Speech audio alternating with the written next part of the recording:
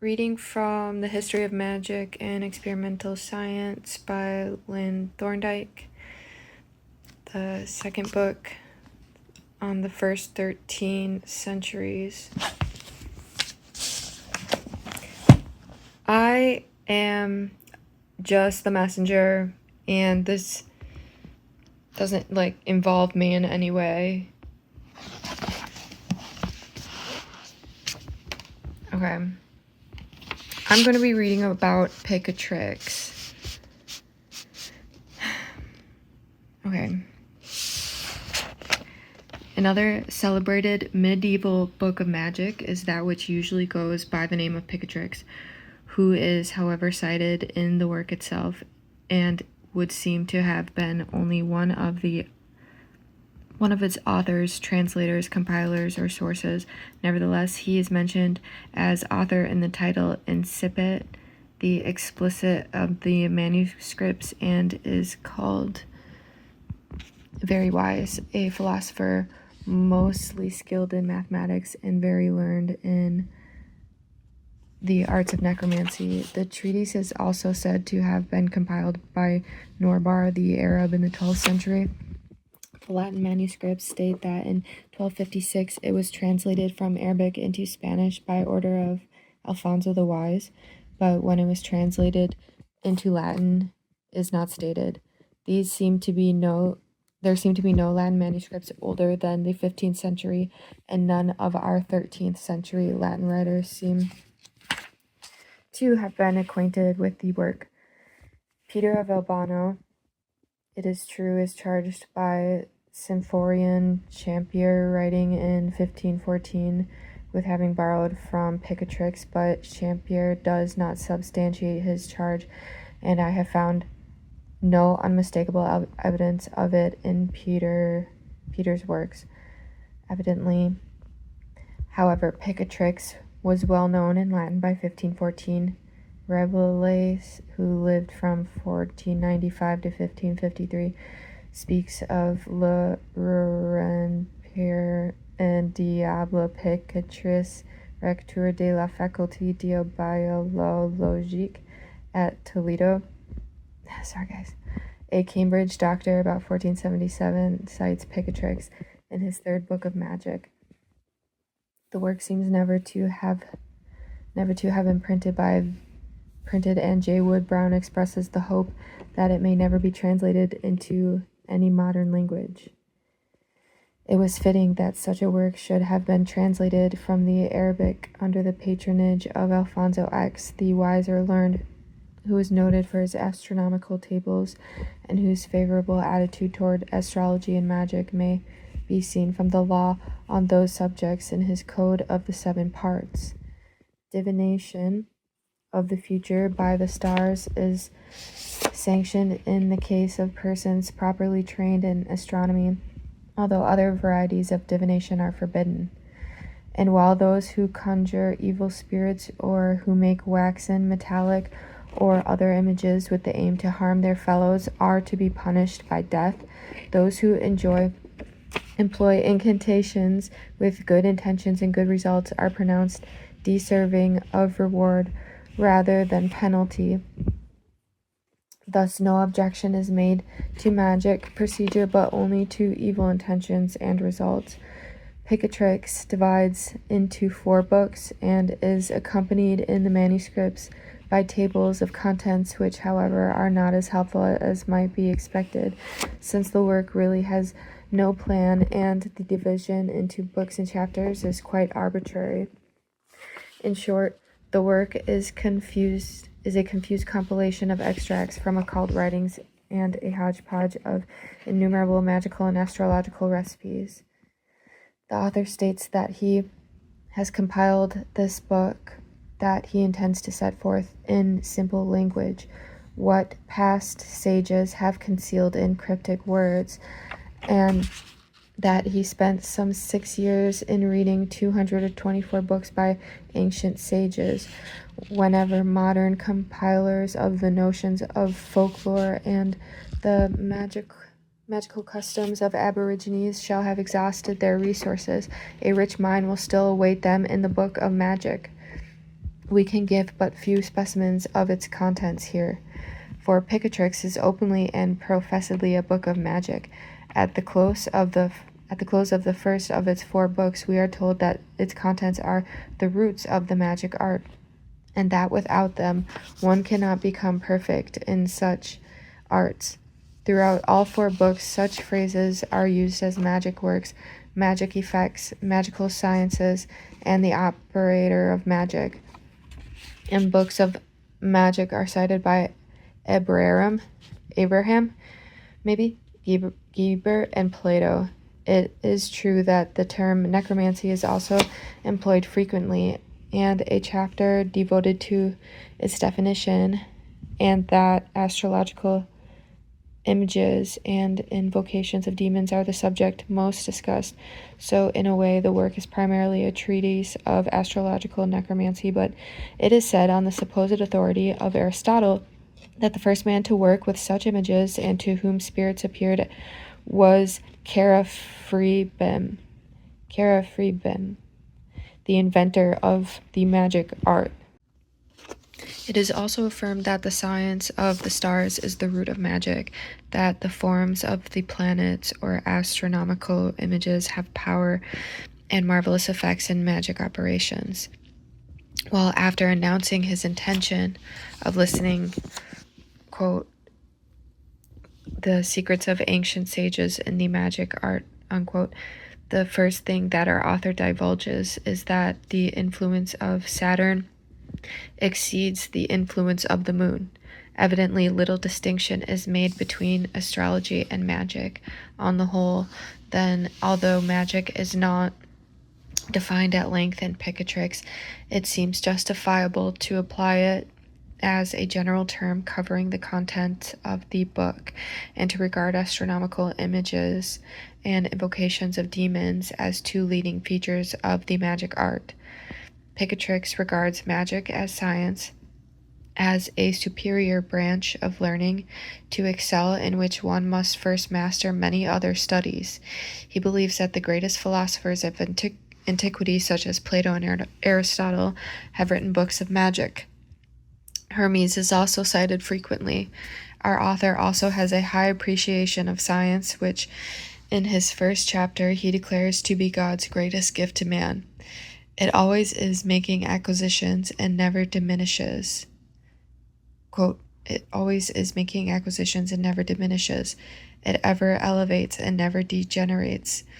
It is always clear and never conceals itself. End quote. End quote. Much of natural objects is made in the various recipes of Picatrix. Here is one brief example. Adam the prophet says that if you take 14 grains of the fruit of the laurel tree, dry them well and pulverize them, and put the powder in a very clean dish in vinegar, and beat it with a twig from a fig tree, you can make anyone you wish possessed by demons by giving him this powder to drink.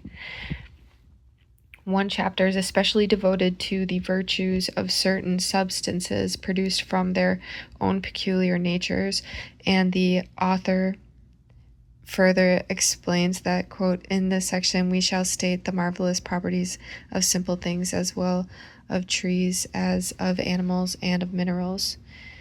Hermes is quoted as saying that there are many marvels for necromancy in the human body, and various parts thereof are often employed by Picatrix. Thus, in making a magic mirror, a suffumigation is employed of several products of the human body, namely tears, blood, earwax, spittle, sperma, stercus, urina. Indeed, vile and obscene substances are in great demand for purposes of magic throughout this book. Picatrix, like the De Mirabilibus Mundi, considers heat an important force in magic and mentions both elemental and natural heat, the former referring to the use of the element fire in sacrifice, suffumigation, and the preparation of magic compounds, the later designating the heat of digestion when simples or mixtures must be eaten to take effect. Although we have found one chapter devoted to the virtues of simples, an actual magical procedure, several things are generally combined, as in a suffumigation with 14 dead bats, 24 mice, to give a comparatively simple example. On the supposed authority of Aristotle, in a book written to Alexander, detailed instructions are given how to make 4 stones, quote unquote, of great virtue and of elaborate composition by procedure more or less alchemistic. Indeed, there are listed all sorts of confections, quote unquote, compounds and messes, either to burn or to sacrifice or to eat or to drink or to smell or to anoint oneself with in order to bring various wonders to pass. The ingredients employed include different oils and drugs, butter, honey, wine, sugar, incense, aloes, peppers, mandragora, twigs, branches, adamant, lead, sulfur, gold, the brains of a hare, the blood of a wolf, the urine of an ass, the filth of a leopard, the various portions of such further animals as apes, cats, bears, and pigs. Besides the actual ingredients, all sorts of receptacles and material paraphernalia are called into requisition: vessels, jars, vases, braziers, crosses, candles, crowns, and so on. Much is said of the magician himself, as well of the materials which he employs. He should have faith in his procedure, put himself into an expectant and receptive mood, be diligent and solicitous. Often chastity is requisite, sometimes fasting or dieting, sometimes the wearing of certain garments. He must have studied a long list of other sciences before he can attempt necromancy, but then he must drop all other studies and devote himself to it exclusively. A little knowledge of necromancy is a dangerous thing, and the ignorant meddler therein is liable to be violently slain by indignant demons. Much depends also upon the magician's personality and natural fitness. No one can succeed in the science of images unless his own nature is inclined thereto by the stars. Some men are more subtle and spiritual, less gross and corporeal than others, and hence more successful in magic. The ancients, when they wished to employ a boy in magic, used to test his fitness by fire, as well as make sure that he was physically sound. It has already been implied that great stress is laid upon procedure in Picatrix. Extensive use is made of images of the person or thing concerned. Thus, an image of a fish is employed to catch fish, and to bewitch a girl, a waxen image of her is made and dressed in clothes like hers. In both cases, however, there is additional ceremony to be observed. In the image of the fish, the head should first be fashioned. Furthermore, the image of the fish is to be poised on a slender rod of silver, and there is to be stood erect in a vessel filled with water. This vessel is then to be hermetically sealed with wax and dropped to the bottom of the stream in which it is proposed to fish. In the bewitching of the girl, which is recounted as an actual occurrence, the object has to make her come to a certain man.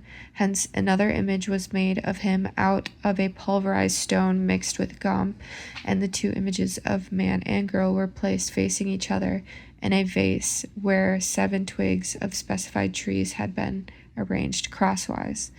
The vase was then buried under the hearth, where there was a moderate fish and a piece of ice.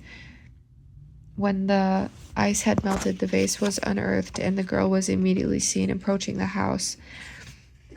In the reverse process, to free her from the spell, a candle was lit on the hearth. Okay. The 2 images were taken out and rudely torn apart with an incantation uttered, to make a spring that is going dry flow more freely. A small and comely virgin should walk up and down, beating a drum for 3 hours, And then another small and good-looking girl should join in with a tambourine for 6 hours more to ward off hail storms. A company of people should go out in a field, half of them tossing handfuls of silk or cotton, in parentheses bombyx, toward the sky, and the other half clapping their hands and shouting as rustics do to frighten away birds, tying 7 knots and saying an incantation over each is another specimen of ceremonial in Picatrix. Ritual also plays an important part of the invocation of spirits. If one wishes to invoke the spirit called complete nature, he must enter a spick and span room while the moon is in the first degree of Aries. Various receptacles filled with different foods and combustibles must be arranged in a certain way on a table. Then he must stand facing the east and invoke the spirit by its 4 names 7 times and repeat a prescribed form of prayer for increase of knowledge and of moral strength. To draw down the virtue and power of the moon, one crowns oneself in the favorable astrological hour and goes to a green spot beside a stream. There he beheads with a bone. Under no circumstances employing iron, a cock with a divided crest, he stands between 2 braziers filled with live coal, on which he casts grains of incense gradually until smoke arises. Then, looking toward the moon, he should say, "O moon, luminous and honored and beautiful, thou who shatterest darkness by thy light, rising in the east and filling the whole horizon with thy light and beauty, I come to thee humbly asking a boon." Having stated his wish, he withdraws 10 paces, facing the moon the while and repeating the above formula. Then more incense is burned and a sacrifice performed, and characters inscribed on a leaf with the ashes of the sacrifice and a bit of saffron. This leaf is then burned, and as its smoke rises from the form of a well-dressed man will appear who will answer the petition. Throughout Picatrix, planets and spirits are closely associated. Many instructions are given how to pray to each of the planets and to work magic by their aid, just as if they were demons. It is hard to say whether the spirits are more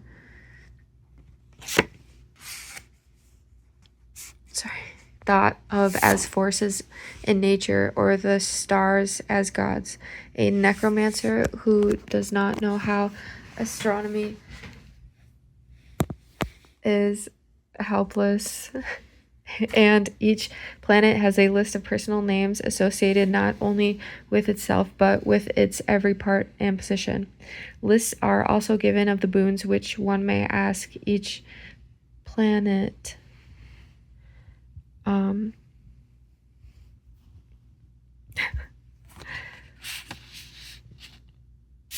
From each planet. Okay, I'm gonna read that sentence again.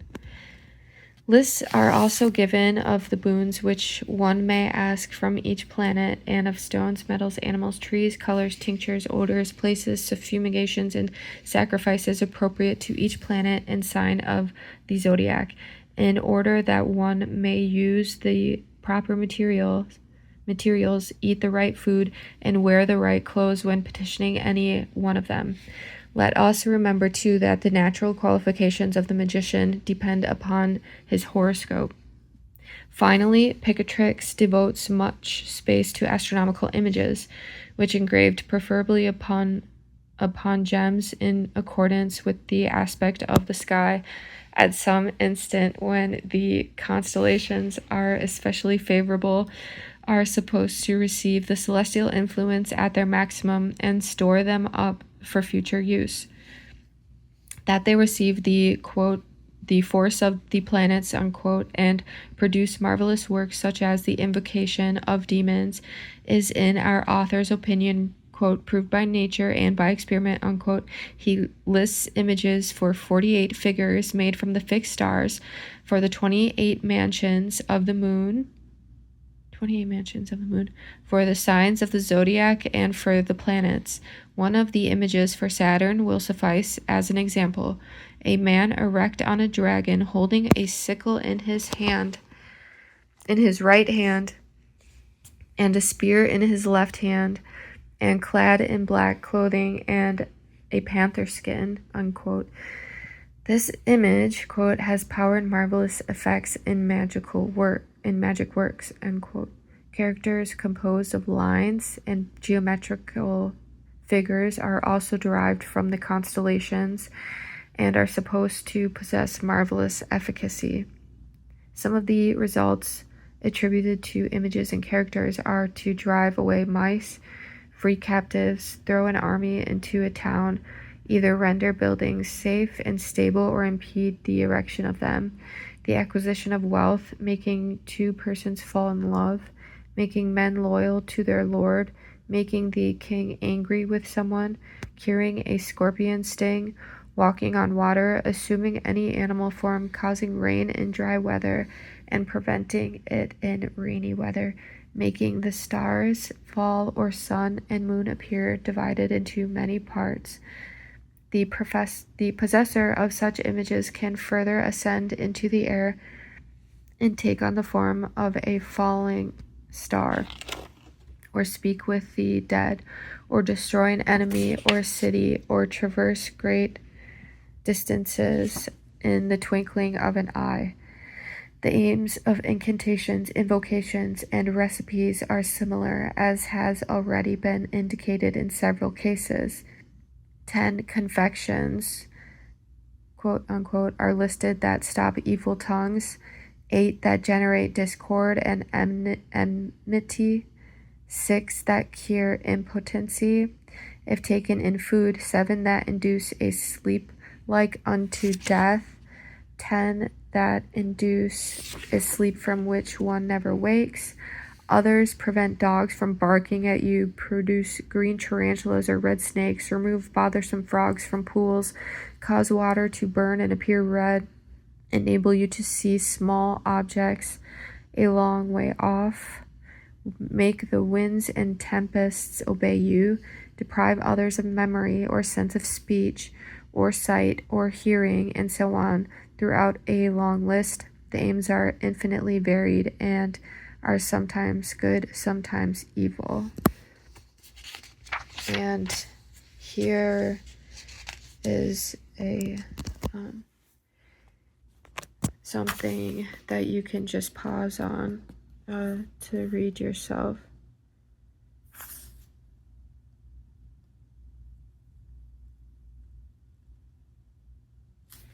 And I think